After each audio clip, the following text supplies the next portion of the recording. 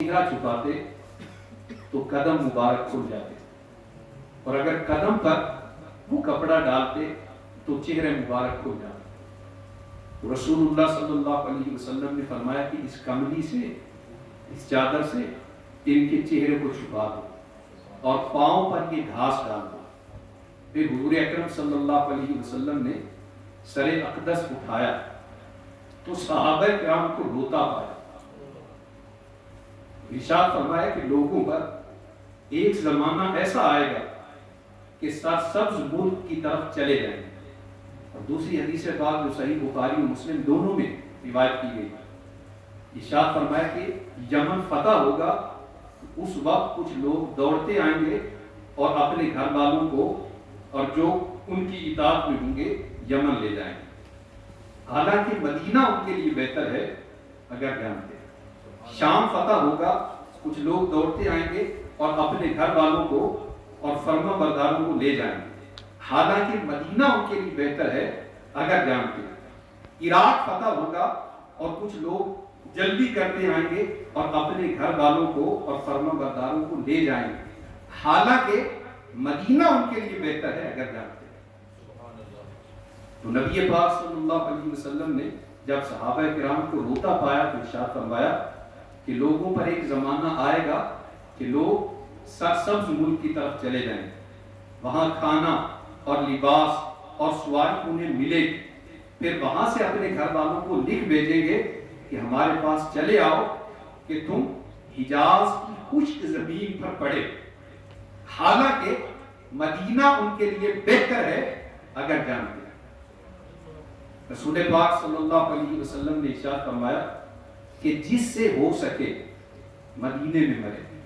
کہ جو شخص مدینے میں مرے گا میں اس کی شفاعت فرماؤں گا۔ طیبہ میں مر کے ٹھنڈے چلے جاؤ آنکھیں بند، سیدھی سڑک یہ شہر شفاعت نگر کی، اللہ مصطفیٰ کے قدموں میں موت دے دے، مدفن بنے ہمارا سرکار کا مدینہ، جس وقت روح تن سے عطار کی جدا ہو، وہ سامنے خدایا میٹھے نبی کا روضہ۔ مدینہ شریف میں مرنا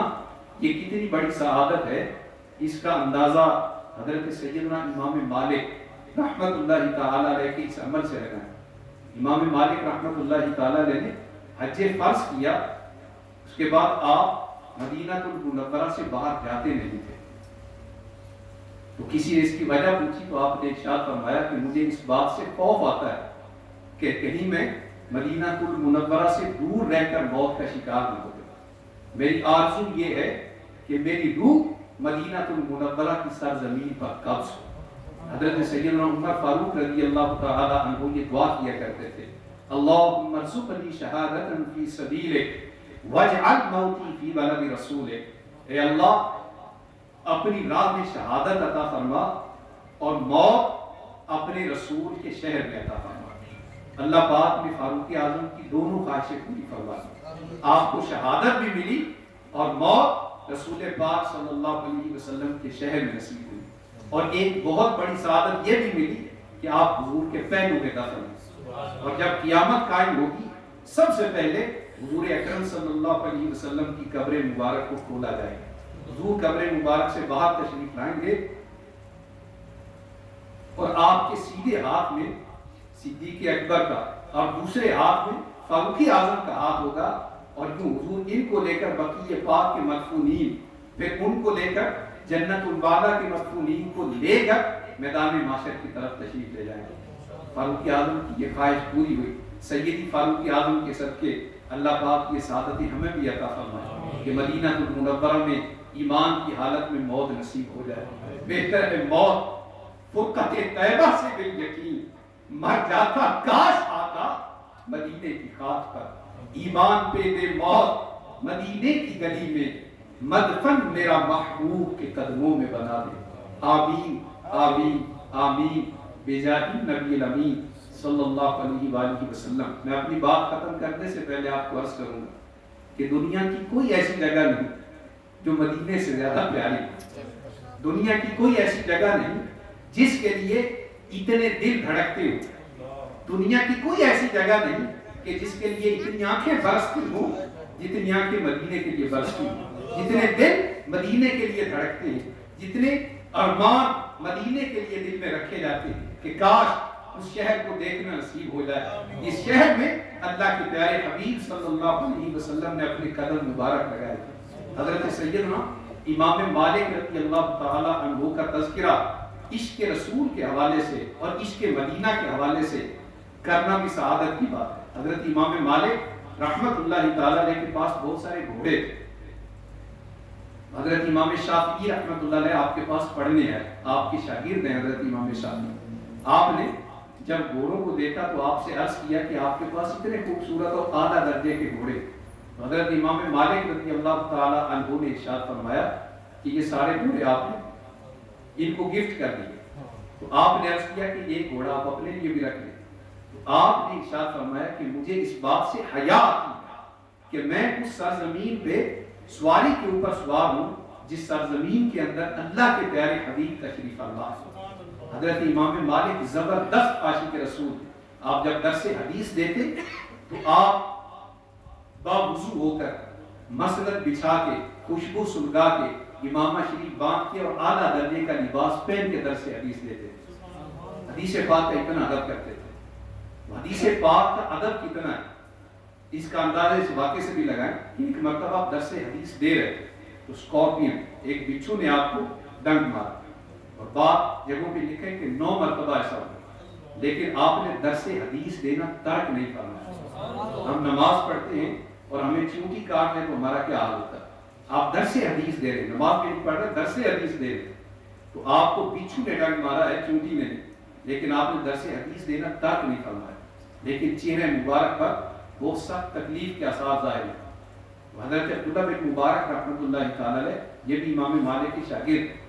آپ نے اس خلاف واقع بات کے بارے میں عرض کیا کہ آج روٹین کے برعکس آپ بہت زیادہ تکلیف محسوس کر رہے تھے، تو پھر آپ نے بتایا کہ مجھے درس حدیث کے دوران بچھو نے ڈنک مارا۔ تو قابل غور بات یہ ہے کہ جن کے دل میں حدیث کا اتنا ادب ہے ان کے دل میں صاحب حدیث کا کتنا ادب ہے، اور اس ادب کا ان کو صلہ کیا ملا ہے۔ ایک کتاب میں لکھا ہے کہ حضرت سیدنا امام مالک رحمۃ اللہ علیہ خود فرماتے ہیں کہ میری کوئی رات ایسی نہیں گزری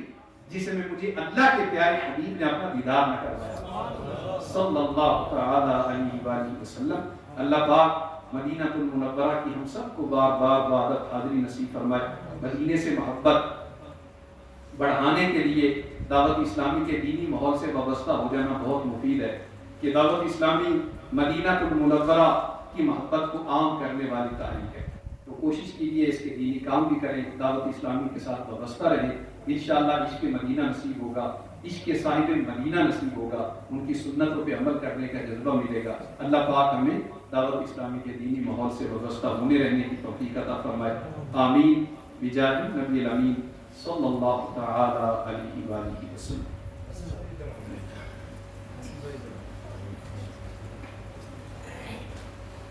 صلو علی الحبیب صلی اللہ علیہ وسلم۔ مجھے اپنے اسلام بھائی اچھی اچھی نیتیں کرنے کی اللہ عز و جل کی رضا حاصل کرنا، اس کے پیارے حبیب صلی اللہ علیہ وسلم کی خوشنودی حاصل کرنے کے لیے انشاءاللہ عز و جل کلام ہوگا تو اس کو ساتھ میں درود پاک صلی اللہ علیہ رسول اللہ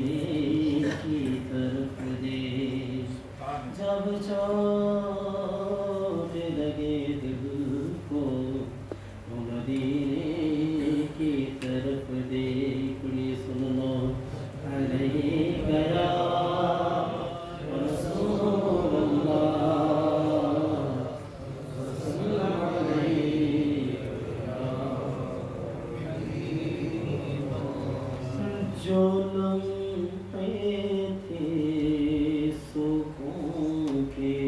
سب مدینے میں گزارا ہے،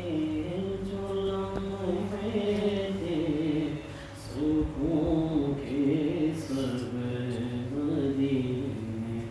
میں گزارا ہے، دل مزدر وطن میں اب تجھے کیسے قرار آئے، دل مزدر وطن میں اب تجھے کیسے قرار آئے، خزاں کو حکم ہے داخل نہ ہو طیبہ کی گلیوں میں، خزاں کو حکم ہے داخل نہ ہو طیبہ کی گلیوں میں، اجازت ہے نسیم آئے صبا آئے بہار آئے، اجازت ہے نسیم آئے صبا آئے بہار آئے، دل مزدر وطن میں اب تجھے کیسے قرار آئے، وہ بستی اہل دل کی اور دیوانوں کی بستی ہے، وہ بستی اہل دل کی اور دیوانوں کی بستی ہے، وہ بستی اہل دل کی اور دیوانوں کی بستی ہے، گئے جتنے خرد نازاں وہ دامن تار تار آئے، گئے جتنے خرد نازاں وہ دامن تار تار آئے، دل مزدر وطن میں اب تجھے کیسے قرار آئے، جبھی ہو ان کے در پر ہاتھ میں روزے کی جالی ہو، جبھی ہو ان کے در پر ہاتھ میں روزے کی جالی ہو، یہ لمحے زندگی میں اے خدا پھر بار آئے، یہ لمحے زندگی میں اے خدا پھر بار آئے، دل مزدر وطن میں اب تجھے کیسے قرار آئے، قلم جب سے ہوا ہے خم ادیب آقا کی مدحت میں، قلم جب سے ہوا ہے خم ادیب آقا کی مدحت میں، بڑے رنگی ہوئے مضمون، بڑے نقش و نگار آئے، جو لمحے تھے سکون کے سب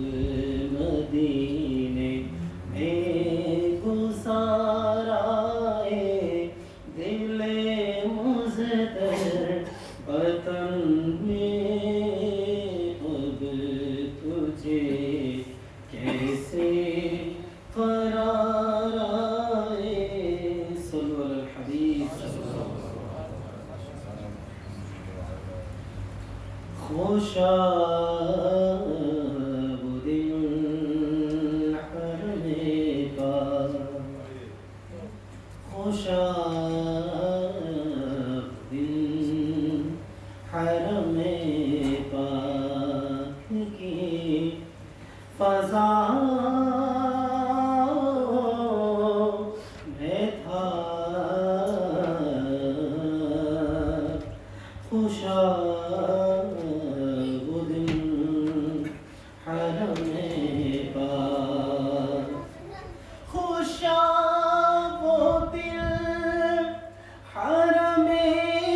پاک کی فضا میں تھا خوشاب دل حرم پاک کی فضا میں تھا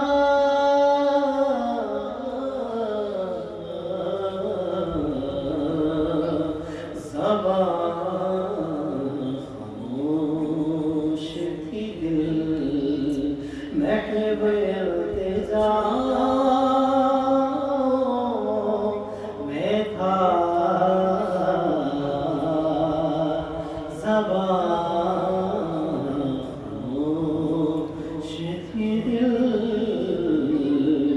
محو التجا میں تھا خوشاب دل حرم پاک حتیم میں سجدوں کی کیفیت تھی عجب حتیم میں میرے سجدوں کی کیفیت تھی عجب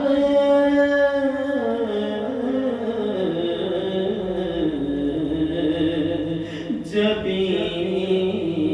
زمین کی ذہن کہکشاں میں تھا جبیں زمین پہ تھی ذہن کہکشاں میں تھا خوشاب دل حرم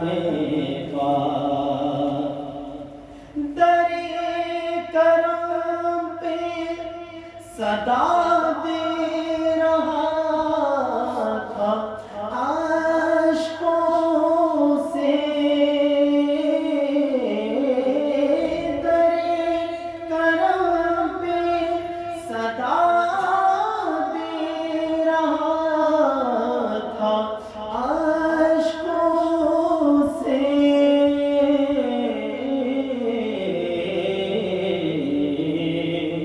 جو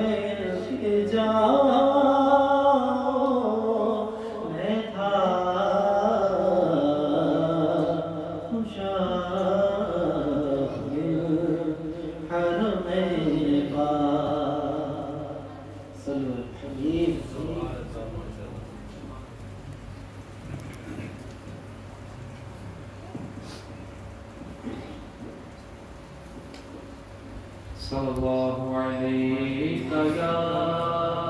رسول الله وسلم عليك يا حبيب الله سامع کے صلى الله عليك يا رسول الله وسلم عليك يا حبيب الله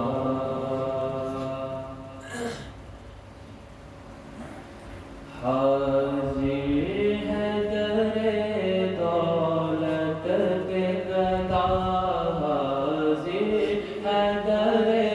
دولت پہ گدا سرکار توجہ فرمائے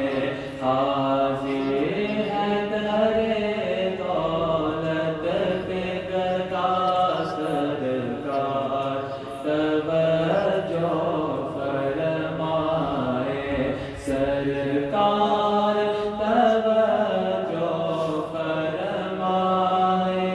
سرکار توجہ فرمائے سرکار توجہ فرمائے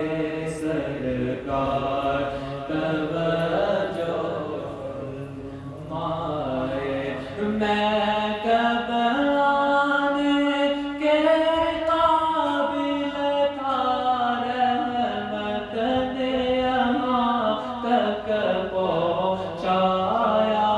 میں کب آنے کے قابل تھا رحمت نے یہاں تک پہنچایا سرکار پہ تن من جان فدا سرکار پہ تن من جان فدا سرکار توجہ فرمائے سرکار جو فرمائے میں کر کے ستم اپنی جان پر قرآن سے جاؤں گا سن کر میں کر کے ستم اپنی جان پر قرآن سے جاؤں گا سن کر آیا ہوں بہت شرمندہ سا آیا ہوں بہت شرمندہ سا سرکار توجہ فرمائے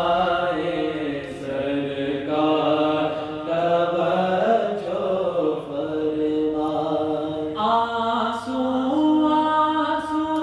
ہے فریادی اور عرض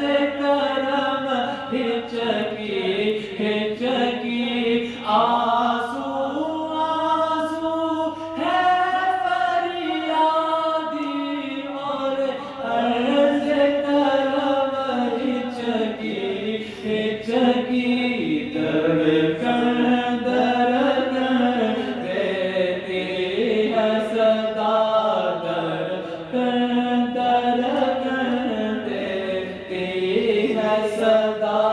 सरकार तवज्जो फरमाए सरकार तवज्जो फरमाए और एक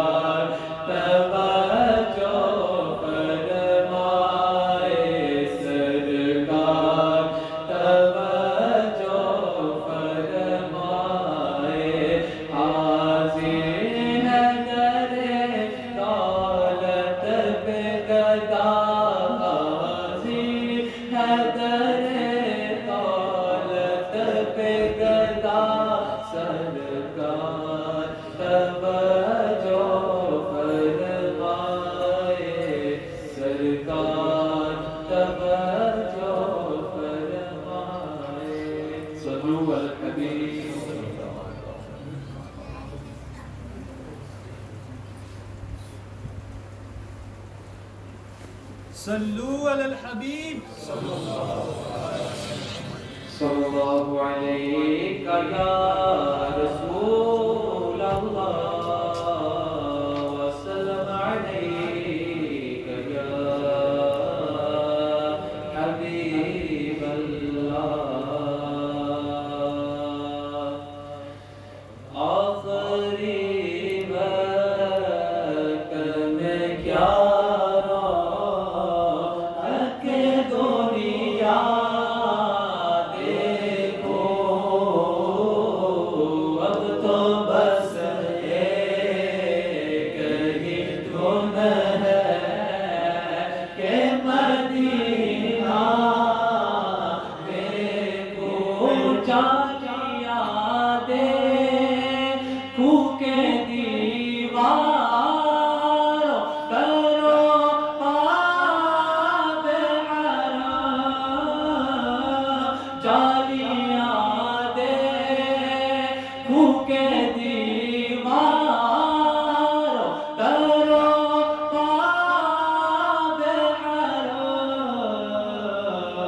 अपनी माज़ूर निगाहों से मैं क्या क्या तो मेरे मौला मौला अब तो बस एक ही धुन है कि मदीना देखूं। इसने भी मदीना देख लिया, उसने भी मदीना देख लिया, इसने भी मदीना देख लिया, उसने भी मदीना देख लिया। सरकार कभी तो मैं भी कहूँ, सरकार कभी तो मैं भी कहूँ, मैंने भी मदीना देख लिया। अब तो बस एक ही धुन है कि मदीना देखो। अब तो बस एक ही धुन है। मैनू मजबूरियों ने दूरियां ने मारिया, मैनू मजबूरियां ने दूरियां ने मारिया। सद लो मदीने आका, सद लो मदीने आका, करो मेरे बालियां तुसा तेरे डेरा में तो बड़ी दूर लालिया। सद लो मदीने आका, करो मेरे बालियां अब तो बस एक ही धुन है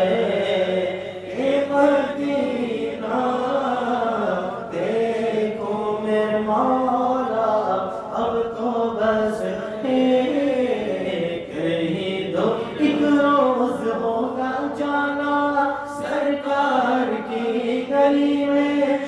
روز ہوگا جانا سرکار کی گلی میں ہوگا وہی ٹھکانا ہوگا وہی ٹھکانا سرکار کی گلی میں اب تو بس ایک ہی دھن ہے کہ مدینہ دیکھو تیری جالیوں کے نیچے تیری رحمتوں کے سائے تیری جالیوں کے نیچے تیری رحمتوں کے سائے جس دیکھنی ہو جنت جس دیکھنی ہو جنت وہ مدینہ دیکھ آئے اب تو بس ایک ہی دھن ہے کہ مدینہ دیکھ لو پھر مجھے شاہ بہاروں پر مدینے میں پھر روتا ہوا آؤں تیرے در پر مدینے